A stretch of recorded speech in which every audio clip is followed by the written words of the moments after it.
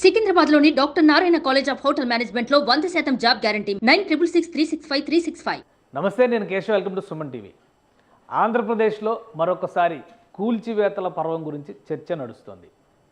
అధికారం చేపట్టిన వెంటనే కక్షపూరిత రాజకీయాల్లోకి వెళ్ళబోము అని చెప్పినటువంటి తెలుగుదేశం కూటమి ప్రభుత్వం అనూహ్యంగా వైఎస్ఆర్సీపీ రాష్ట్ర కార్యాలయంగా చెబుతున్నటువంటి ఒక నిర్మాణాన్ని కూల్చివేయడం పైన విస్తృతంగా చర్చ జరుగుతుంది. ఇందులో వాస్తవాలేంటి?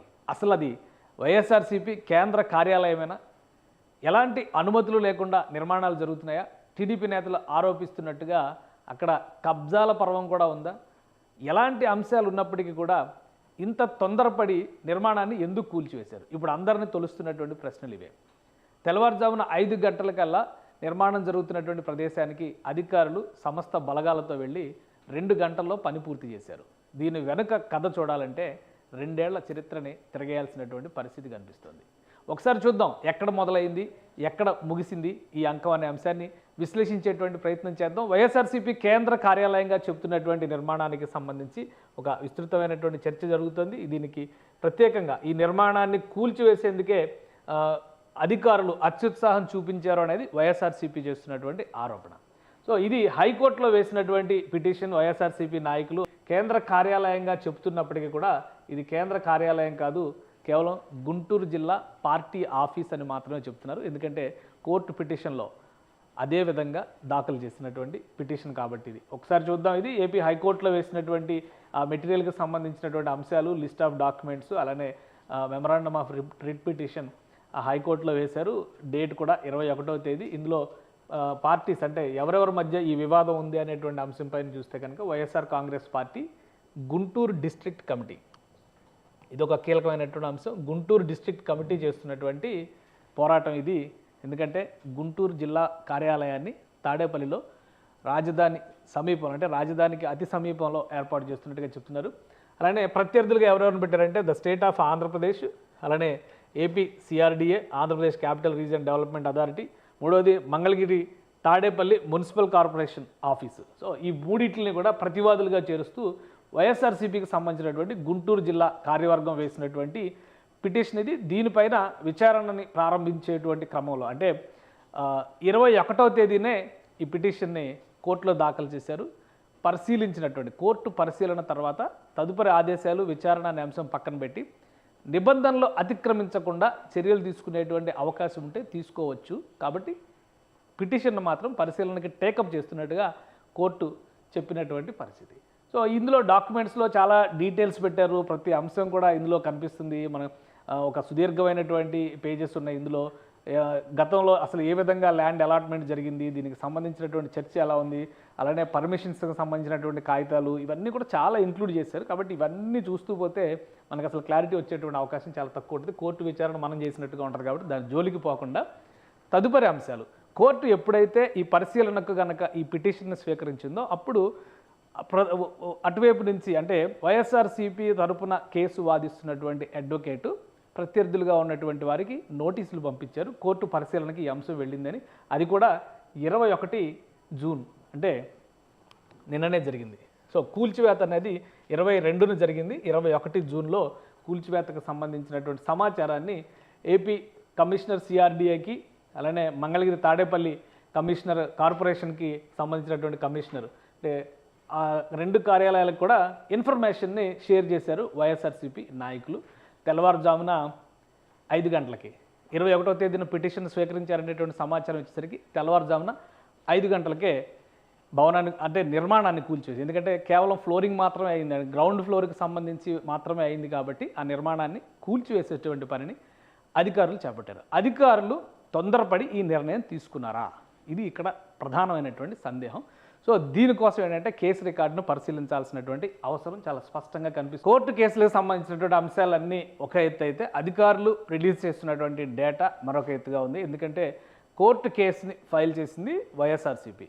సో తనకి అనుకూలమైనటువంటి వాదనను మాత్రమే కోర్టు దృష్టికి తీసుకెళ్లి మిగతా అంశాలన్నింటినీ కూడా పక్కన పెట్టారనేది అధికారులు చెబుతున్నటువంటి మాట. ఈ క్రమంలో 2021వ సంవత్సరం నుంచి కూడా ఇక్కడ కార్యాలయ నిర్మాణానికి సంబంధించి వైఎస్ఆర్సీపీ నుంచి ప్రతిపాదనలు వచ్చినట్టుగా అధికారులు చెబుతున్నారు. అలానే ఇరిగేషన్ శాఖ దీన్ని తిరస్కరించినట్టుగా అధికారులు స్పష్టంగా చెప్తున్నారు. దానికి సంబంధించినటువంటి కొన్ని డాక్యుమెంట్స్ పరిశీలనకు వచ్చినాయి. ఒకసారి వాటిని పరిశీలించేటువంటి ప్రయత్నం చేద్దాం. మొత్తం ఈ ప్రాంతంలో 39 ఎకరాల వరకు భూమి ఉన్నటువంటి పరిస్థితి. అయితే అందులో 2 ఎకరాల భూమిని కేటాయించవలసిందిగా వైఎస్ఆర్సీపీ నుంచి ప్రతిపాదన, అది కూడా గుంటూరు జిల్లా కమిటీ నుంచి ఒక ప్రతిపాదన వెళ్ళింది. ఆ ప్రతిపాదన ప్రకారం భూమిని ఇవ్వడానికి అవకాశం ఉందా లేదా అనేటువంటి పరిశీలన కోసం చీఫ్ ఇంజనీర్ ఇరిగేషన్ డిపార్ట్మెంట్కి సంబంధించి ఇంజనీర్ ఇన్ చీఫ్ ఇరిగేషన్ డిపార్ట్మెంట్కి సంబంధించి సి నారాయణ రెడ్డి ఆయన 2023లో ఒక నోట్ రాసి పంపారు. అంటే ఎన్నికలు రావడానికంటే సంవత్సరం ముందరే కొంతమంది అధికారులు ఇటువంటి అంశాలపైన చాలా స్పష్టతతో వ్యవహరించినట్టుగా కనిపిస్తుంది. అందులో చూస్తే కనుక in this connection it is submit that the total area in field 202A, ఇది చాలా ఇంపార్టెంట్. ఈ 202A అంటే సర్వే నంబరు 202/A. దీనికి సంబంధించి 17.03 ఎకరాలు అంటే 17 ఎకరాల 3 సెంట్ల స్థలానికి సంబంధించినటువంటి ప్రతిపాదన వచ్చింది. అక్కడ కేడబ్ల్యూ మెయిన్ కెనాల్ ఉంది. దీనికి సంబంధించి 8.93 ఎకరాల ల్యాండ్ దానికి రెవెన్యూ డిపార్ట్మెంట్ పరిధిలోకి వెళుతుంది. కాబట్టి 5 సెంట్స్ అంటే 5 ఎకరాల 13 సెంట్ల భూమి ఇక్కడ డౌన్ టౌన్ రోడ్, ఇది చాలా కీలకమైనటువంటి అంశం. అసలు అంత ఆదరాబాదరగా అధికారులు ఎందుకు ఈ నిర్మాణాన్ని కూల్చివేశారు అనడానికి ఒక కీలకమైనటువంటి పాయింట్ ఇదే అంశం. డౌన్ టౌన్ రోడ్ అంటే దీన్నే seed axis road, seed capital axis road అంటున్నారు. So seed capital axis road ఎందుకు అంటే అమరావతి నగరంలోకి ఏదైతే అడ్మినిస్ట్రేటివ్ క్యాపిటల్ బ్లాక్ కింద చూపిస్తున్నారో ఆ ప్రాంతానికి వెళ్ళేటువంటి 8 వరుసల మహారహదారిగా దాన్ని నిర్మించేటువంటి ప్రతిపాదనని గత ప్రభుత్వం అంటే 2014లో ఉన్నటువంటి ప్రభుత్వం చేపట్టింది. 2019 తర్వాత వచ్చినటువంటి ప్రభుత్వం దాన్ని అటకెక్కించింది. గతంలో కూడా 2018-19 నాటికి దాదాపుగా సీడ్ యాక్సిస్ రోడ్ నిర్మాణాన్ని పూర్తి చేసినప్పటికీ అంటే మొత్తం 21 కిలోమీటర్ల రహదారిలో 18 కిలోమీటర్లు పూర్తి చేసినప్పటికీ చివరి 3 కిలోమీటర్లే పెండింగ్లో పడింది. దానికి ప్రధానమైనటువంటి కారణం కోర్టు కేసులు. ఇప్పుడు ఇక్కడ వైఎస్ఆర్సీపీ కేంద్ర కార్యాలయంగా చెబుతున్నటువంటి నిర్మాణం ఖచ్చితంగా సీడ్ యాక్సిస్ రోడ్డు పైనే నిర్మిస్తున్నటువంటి నిర్మాణం.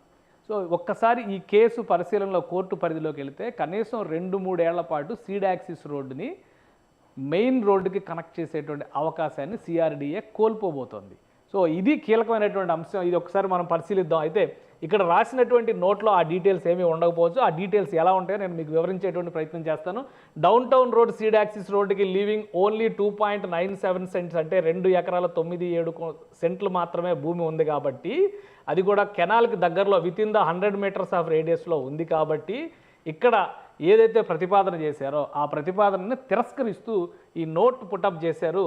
In view of the above circumstances it may not be possible to allot the above boat yard land for construction of YSR Congress party office in Guntur district. This is submitted for favour of information and further necessary action అని చెప్పని engineer in chief irrigation డిపార్ట్మెంట్కి సంబంధించి నారాయణ రెడ్డి గారు పుట్టప్ చేసినటువంటి note ఇది. 2023లోనే అధికారులు నిజాయితీగా ఉండట్లేదు అంటే ఇంతకంటే నిజాయితీగా చెప్పే అధికారులు ఎలా ఉంటారు? వాళ్ళ మీద రాజకీయ ఒత్తిళ్లు మరింత ఎక్కువైనప్పుడు.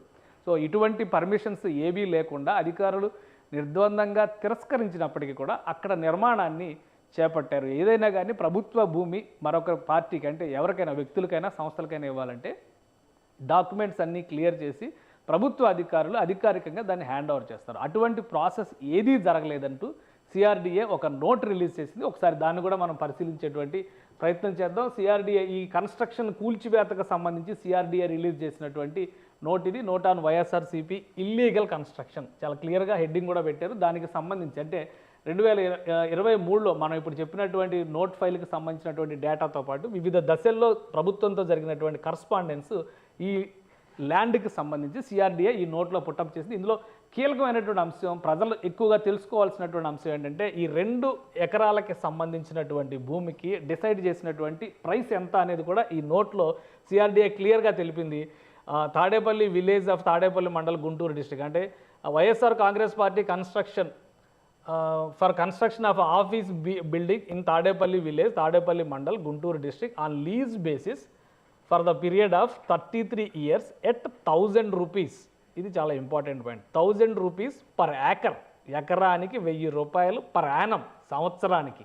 అంటే సంవత్సరానికి రూపాయలు 2 ఎకరాలకి సంవత్సరానికి 2,000 రూపాయలు లీజు చెల్లించడం ద్వారా వైఎస్ఆర్ కాంగ్రెస్ పార్టీ ఇక్కడ ఆఫీస్ నిర్మాణాన్ని చేసుకోవడానికి అనుమతులు కోరుతూ చేసినటువంటి అర్జీకి సంబంధించిన నోట్ అది. సంవత్సరానికి 2,000 రూపాయలు చొప్పున 33 సంవత్సరాలకి అంటే దాదాపుగా 66,000 రూపాయలని రాష్ట్ర ప్రభుత్వానికి చెల్లించేటువంటి ఒప్పందంతో వైఎస్ఆర్ కాంగ్రెస్ పార్టీ కార్యాలయాన్ని నిర్మించేందుకు గుంటూరు జిల్లా కమిటీ ఒక ప్రతిపాదన చేసింది. ఇది చాలా క్లియర్గా చెప్పారు. After taking the consent from the irrigation department on usual conditions stipulated in GOMS number 340 2016కి సంబంధించినటువంటి అంశాన్ని దృష్టిలో పెట్టుకొని duly cancelling the land allotment order issued earlier wide GOMS number 362 revenue lands department. Revenue lands department already దీనికి సంబంధించినటువంటి జీవోని ఇచ్చింది, కానీ irrigation department దాన్ని తిరస్కరించింది. సో ఇది ఒక ఇంపార్టెంట్ పాయింట్ CRDA రిలీజ్ చేసినటువంటి నోట్లో పేర్కొన్నటువంటి అంశం. అలానే దీంతోపాటు వివిధ సర్కమ్స్టాన్సెస్లో అసలు ఎందుకు ఇక్కడ ప్రతిపాదన చేశారు, ఎందుకు ఈ నిర్మాణాన్ని వ్యతిరేకించాల్సి వచ్చింది అనేటువంటి అంశాలను కూడా ఈ నోట్లో డీటెయిల్గా CRDA వివరించింది. అలానే గవర్నమెంట్ సెక్రటరీకి రాసినటువంటి లెటర్కి సంబంధించిన అంశాలను కూడా ఇందులో పొందుపరిచింది. సో ప్రతిదీ కూడా ఇవన్నీ కూడా అప్పటి నోట్ ఫైల్స్లో ఉన్నటువంటి స్క్రీన్ షాట్, వాటికి సంబంధించినటువంటిది 202A1 Tadepalli mandal village. So ఇదంతా కూడా క్లియర్గా ఎక్స్ప్లెయిన్ చేసేటువంటి ప్రయత్నం చేసింది. అలానే దీంతోపాటు కొన్ని నోటీసులకి సంబంధించినటువంటి ప్రక్రియ దాదాపు 2-3 నెలలుగా కొత్త ప్రభుత్వం ఏర్పడడానికి ముందు నుంచే ఈ ప్రక్రియ మొదలైంది. ఎందుకంటే ఈ ల్యాండ్ విషయంలో అక్కడ ఉన్నటువంటి చాలామంది అధికారులు ఇది అయాచితంగా కట్టబెడుతున్నటువంటి నిర్ణయం కింద పరిగణిస్తూ ఎవరో కూడా ఈ ల్యాండ్ అలాట్మెంట్కి సహకరించలేదు. కానీ అధికారుల సహకారం లేకపోయినప్పటికీ అధికారం మన చేతిలో ఉందనేటువంటి ఆలోచనతో వైఎస్ఆర్సీపీ నాయకులు అక్కడ నిర్మాణ ప్రక్రియని నిర్మాణ పనుల్ని ప్రారంభించారని ఈ డీటెయిల్స్ చూస్తే చాలా స్పష్టంగా కనిపిస్తుంది. అలానే దీనిలో ఇంకొక విషయాన్ని కూడా మనం పరిశీలించాల్సినటువంటి అవసరం కనిపిస్తుంది. 2024 ఎలక్షన్స్ తర్వాత 2024 తర్వాత జరిగినటువంటి పరిణామాలకి సంబంధించినటువంటి నోటీసుల అంశాన్ని కూడా ఇందులో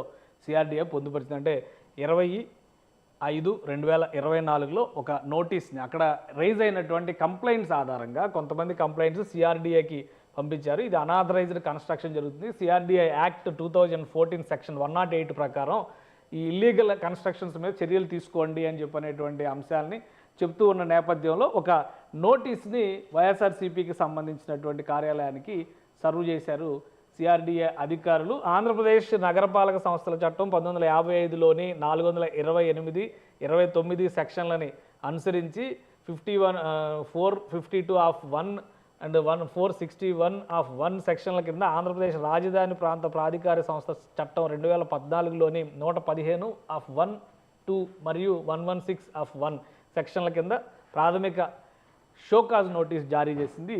ఎవరికి అంటే మంగళగిరిలో ఉన్నటువంటి వైఎస్ఆర్సీపీకి సంబంధించినటువంటి నాయకులకి, ఆ పార్టీని చూస్తున్నటువంటి అక్కడ నిర్మాణాన్ని చేస్తున్నటువంటి సంస్థకి. నిర్మాణం చేసేటువంటి సంస్థ ఏదో కూడా తెలుసుకోవడం చాలా ముఖ్యమైనటువంటి అంశం. ఇది రామ్కీ గ్రూప్ చేస్తున్నటువంటి కన్స్ట్రక్షన్ ఇది. సో దానికి కూడా నోటీసులు సర్వ్ చేసింది. ఈ ప్రాథమిక ఉత్తర్వులకు సంబంధించినటువంటి అంశాలు ఇందులో చూద్దాం.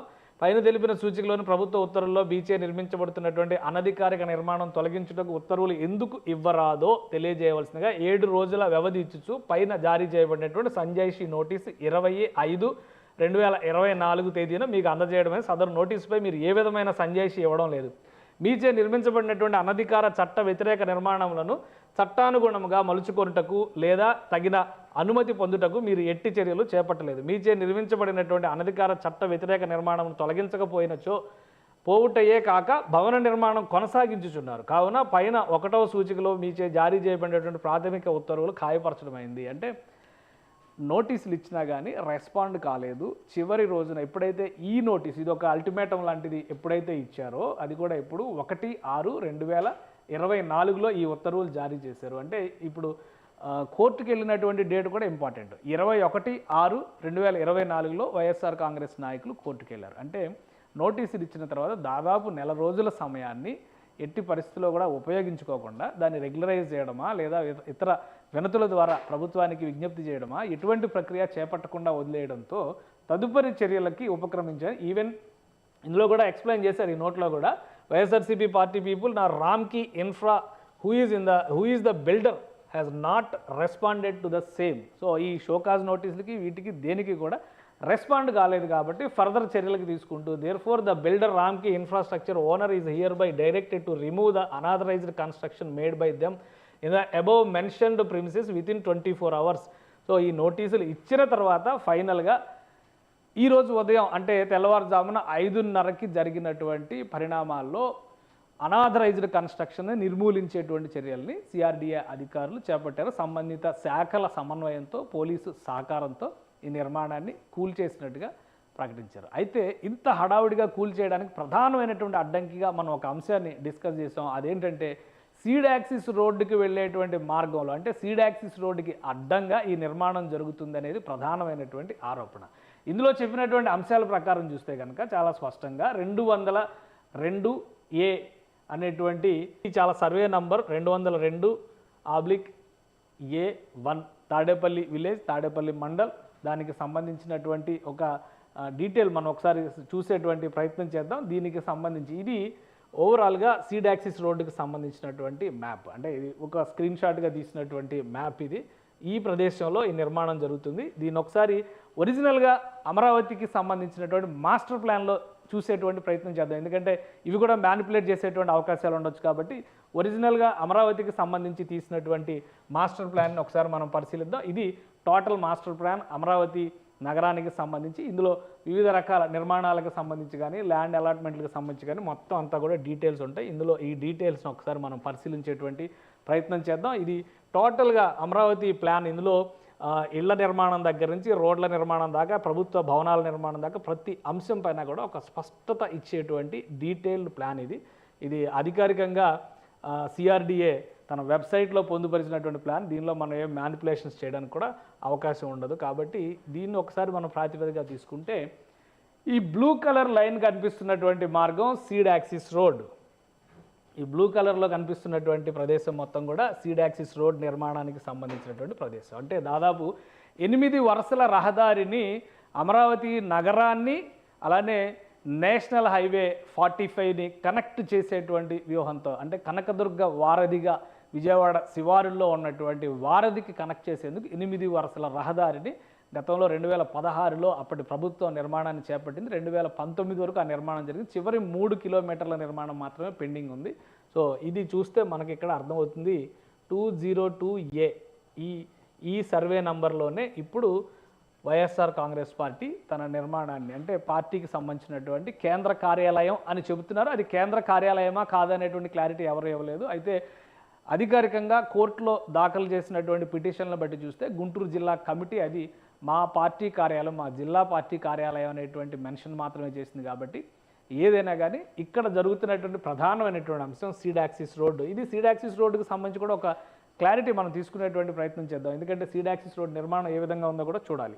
ఇది మొత్తంగా సీడ్ యాక్సిస్ రోడ్డుకి సంబంధించినటువంటి నిర్మాణం. ఎందుకంటే ఆల్మోస్ట్ 21 కిలోమీటర్ల నిర్మాణం. ఇది 21 కిలోమీటర్ల నిర్మాణంలో మొత్తం 21 కిలోమీటర్ల నిర్మాణంలో 18 కిలోమీటర్ల నిర్మాణం పూర్తయింది. ఇది రాయపూడి మీద నుంచి ఇలా కరకట్ట దగ్గర వచ్చి ఉండవల్లి ఇక్కడ ఆగినటువంటి పరిస్థితి. ఇది నేరుగా ఇక్కడ హైవే నంబర్ 16కి, అంటే 45 అంటున్నారు ఇటు నుంచి కనెక్ట్ అయితే, అలానే ఇటు నుంచి చూస్తే 16 అంటున్నారు, 45, 16 ఏదైనా కానీ నేషనల్ హైవేకి కనెక్ట్ చేసేటువంటి ఇది. ఈ మిగిలినటువంటి ఈ 3 కిలోమీటర్ల రహదారిని మాత్రమే సీడ్ యాక్సిస్ రోడ్ కంప్లీట్ చేయాల్సినటువంటి పరిస్థితి ఉంది. ఇప్పుడు నిర్మాణం జరిగినటువంటి ప్రదేశం కనుక మనం పరిశీలించి చూస్తే సీడ్ యాక్సిస్ రోడ్డు పైన వస్తున్నటువంటి నిర్మాణం యాజ్ పర్ మాస్టర్ ప్లాన్ కూడా ఈ జంక్షన్లోనే, ఇక్కడ ఈ పరిసర ప్రాంతాల్లోనే దాని నిర్మాణం జరుగుతున్నటువంటి పరిస్థితి ఉంది. సో ఇది అత్యంత కీలకమైనటువంటి అంశం. ఎందుకంటే గతంలో కూడా సీడ్ యాక్సిస్ రోడ్డు నిర్మాణం ముందుకు జరగకపోవడానికి ప్రధానమైనటువంటి కారణం ఆ ప్రాంతంలో పెట్టినటువంటి